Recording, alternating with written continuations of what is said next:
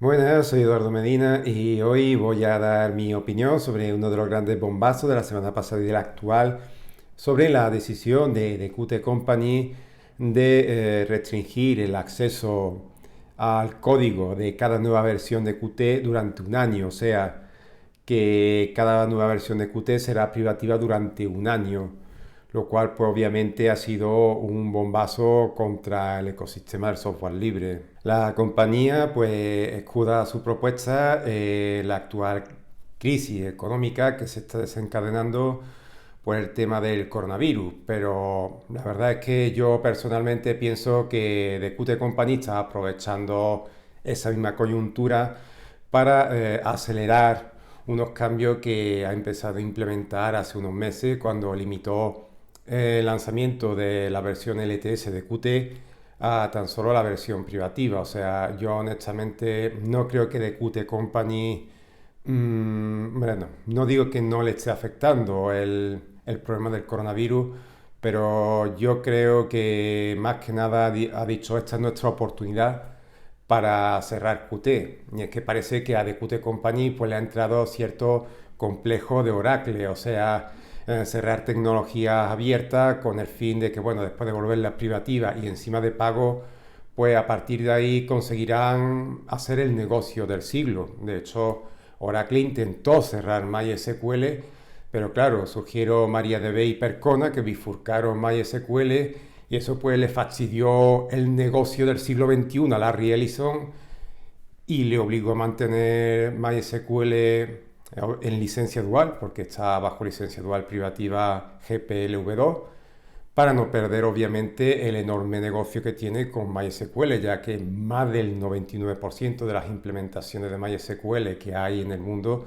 obviamente toman la versión libre del sistema gestor de base de datos y no la privativa. El hecho de que Qt Company esté volviendo Qt cada vez más cerrado, pues no solo impacta contra KDE Plasma, sino también en muchas aplicaciones multiplataformas de las cuales pues New Linux depende bastante, como por ejemplo VLC, VirtualBox, OBS, o sea, Qt no solo es, digamos, el toolkit en el que se apoya Plasma para ser desarrollado, sino que también es utilizado pues, por muchísimos otros proyectos software libre, como lo he mencionado, también Shotcut o incluso OpenShot. En fin, que el ecosistema del software libre en general depende bastante de Qt y mucho desarrollo multiplataforma depende de este framework, por lo que su conversión a software privativo impacta de manera muy negativa en el escritorio New Linux, ya que obviamente New Linux tiene una enorme dependencia de estas aplicaciones multiplataforma en detrimento de Windows, que obviamente no las necesita porque acumula prácticamente casi el 100% del software existente. Y bueno, Mac pues no muestra una dependencia tan acusada, aunque sea algo superior a de Windows. Ante esta situación, pues están surgiendo voces reclamando que Qt sea la versión software libre, obviamente, sea bifurcada y crear pues una versión paralela de Qt que sería mantenida por la comunidad. Lo malo es quién mantiene esa bifurcación de Qt, porque KDE ha reconocido que medios no tiene y Qt es un gigante que la verdad requiere muchísimo mantenimiento, incluso para un mantenimiento básico, o sea, no con el propósito de, digamos, de ir desarrollándolo de manera muy fuerte, de forma que se innove, ¿no? Sino incluso para un mantenimiento conservador o mejorar, por ejemplo, soporte de Wayland, pues va a requerir de muchísima mano de obra, que obviamente KDE, perdón, no tiene. Y claro, hace falta que surja alguna gran compañía que apoye en su mantenimiento, porque si no va a ser inviable, va a ser inviable. Y bueno, de todas las grandes compañías que se me ocurren ahora mismo, pues desgraciadamente Oracle es la mejor candidata, porque bueno, VirtualBox, que es su software de virtualización desde hace bastante años, desde que compró Sun Microsystems, está construido con Qt. así que me parece la única candidata. Por ejemplo, Red Hat ha descontinuado, o sea, ha dejado de incluir KDE en Red Hat Enterprise Linux, o sea, Red Hat Enterprise Linux 8 no tiene ni rastro de KDE en su repositorio. Y yo creo que en parte eso es debido a que Red Hat se está volviendo estos movimientos de lejos. SUSE, aunque OpenSUSE es una de las distribuciones de referencia de KDE, SUSE Linux Enterprise Desktop solo se sirve con Gnome, por lo que a SUSE no creo que le interese tanto mantener Qt. Canonical, pues obviamente ha vuelto a Gnome y tras descontinuar Unity 8, pues su dependencia de Qt se ha reducido a prácticamente nada, vamos, las propias aplicaciones de KDE, porque más no hay. Así que la verdad es que no hay candidatos serios para mantener una bifurcación de Qt que podría ser necesaria para, digamos, meter cierta presión a The Qt Company y mantenga Qt como software libre. Bueno, la licencia dual que emplea, obviamente, una situación no muy diferente a la que ocurrió con MySQL. Obviamente, esta propuesta de Qt Company ha generado bastante incertidumbre en la comunidad New Linux o en las comunidades de New Linux. Y claro, están surgiendo bastantes soluciones y algunas propuestas imaginativas, como por ejemplo la posible transición de KDE Plasma a GTK 4. O sea, eso sería una transición dramática para dicho entorno de escritorio que depende mucho de las funcionalidades del framework Qt. O sea, que está construido sobre Qt y diseñado para ser construido sobre Qt. O sea, está pensado por y para Qt. KDE Plasma. Pues claro, una transición a una posible transición a GTK 4 sería un cambio dramático que además obligaría a rediseñar el entorno de escritorio totalmente desde cero, o sea, como si el escritorio KDE nunca hubiese existido. Y bueno, ¿cuál sería el resultado de eso? Una suerte de Cinnamon.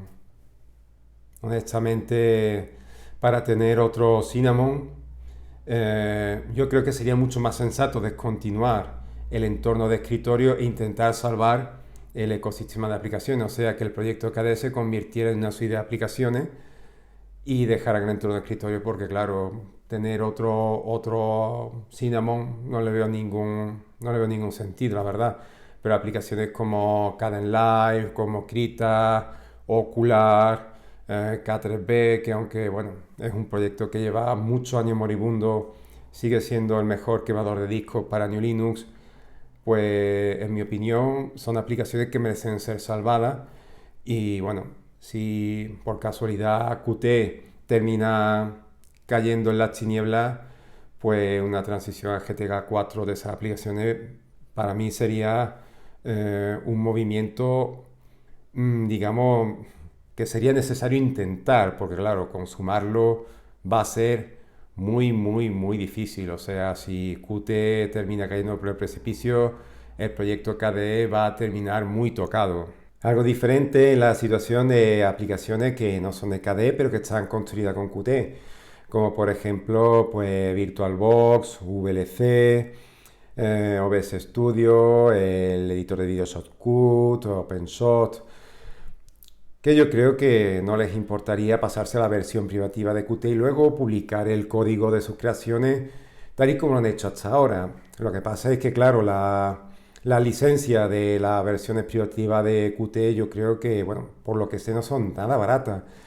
Así que igualmente pues se ven incapacitados de poder continuar con su desarrollo tal cual y no encuentran ningún sustituto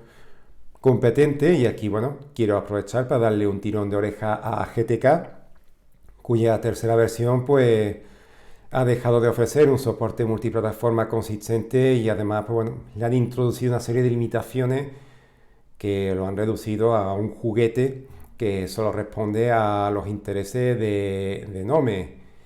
Y bueno, ante esa situación apocalíptica en las que esas aplicaciones, las que he mencionado, no pudieran apoyarse en un framework multiplataforma potente, pues todos esos desarrollos posiblemente terminen derivándose en 3 proyectos diferentes para cada sistema, o sea, un proyecto para Windows, un proyecto para Mac y un proyecto para Linux, en los cuales pues, el código no se podría ni compartir ni reutilizar, lo que dispararía los costes de desarrollo. Ante esa situación, pues obviamente las versiones para Linux de todas esas aplicaciones correrían serio riesgo de acabar descontinuadas, porque ante el gran aumento de coste y la dificultad que conllevaría mantener 3 aplicaciones totalmente diferenciadas, pues la versión del sistema con menos usuarios que GNU Linux acabaría obviamente sacrificada. Así que bueno, después de exponer todo esto, pues obvio que la posible caída de Qt a las tinieblas puede terminar siendo mucha pupa al escritorio GNU Linux, hasta el extremo de que podría hacerlo desaparecer. Aunque a lo mejor algún día, pues debido a la dificultad de que se está encontrando mucho entornos de escritorio para transicionar a Wayland, pues eso podría beneficiar a GNOME y consolidarlo como el escritorio oficial de GNU Linux. La verdad es que, bueno, Qt no es solo KDE, sino que representa o es utilizado en muchísimos desarrollos multiplataformas, de los cuales pues el escritorio GNU Linux depende mucho. Y por lo que sería muy importante que Qt siguiera siendo una tecnología software libre que pudiese ser utilizada por bueno, todos los proyectos que he mencionado. Y bueno, también podríamos sumar el cliente de Telegram para el escritorio, que también está hecho con Qt. O sea, es que ya no se trata solo de KDE, sino también de unas aplicaciones multiplataforma que, bueno, yo personalmente, sin muchísimas de ellas, yo no podría seguir utilizando GNU Linux para el escritorio y me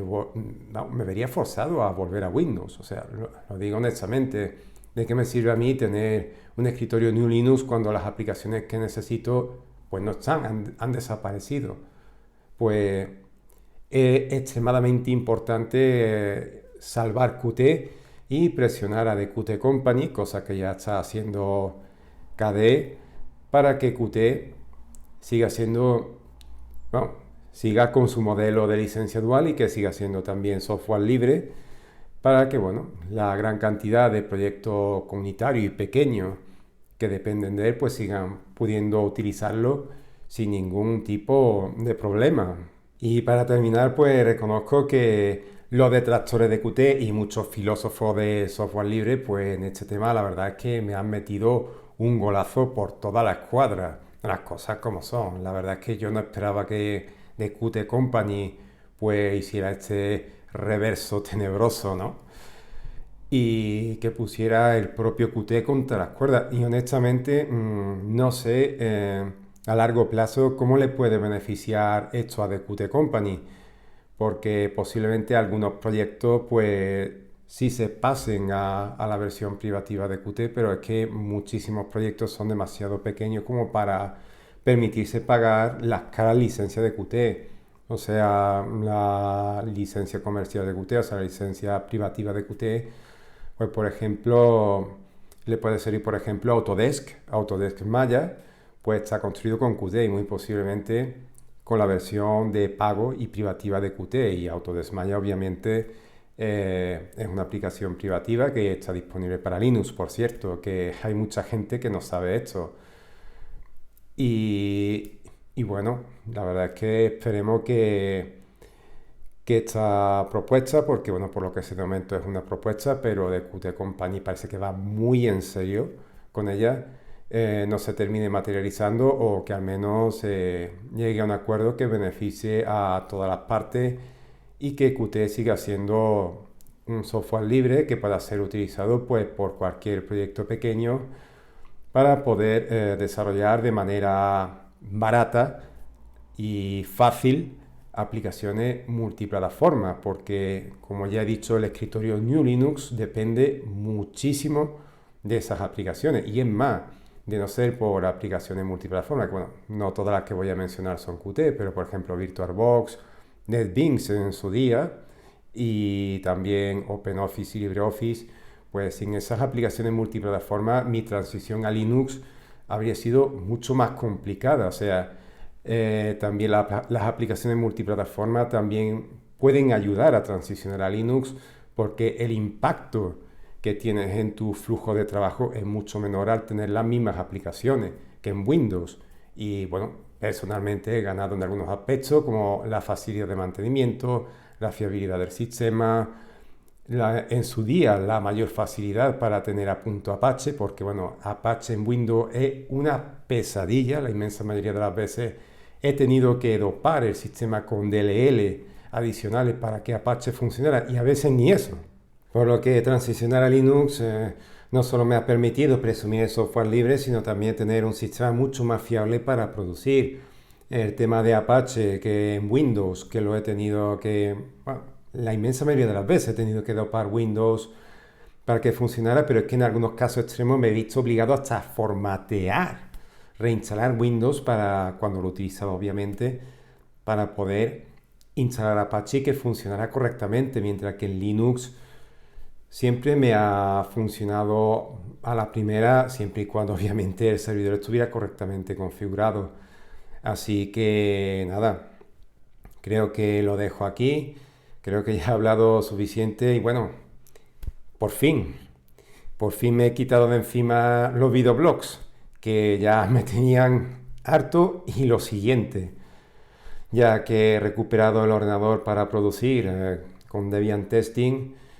pues quiero hacer otras cosas, me gustaría hacer videotutoriales, me gustaría mostrar algún gameplay, aunque los juegos más potentes ya lo he mostrado casi todo, así que habrá poquito que mostrar por ahí, así que bueno, a lo mejor publico alguna pequeña review, pero bueno, lo dejo aquí, nos vemos en el próximo vídeo y en ese vídeo obviamente no me vaya a ver la cara. Así que nada, hasta luego.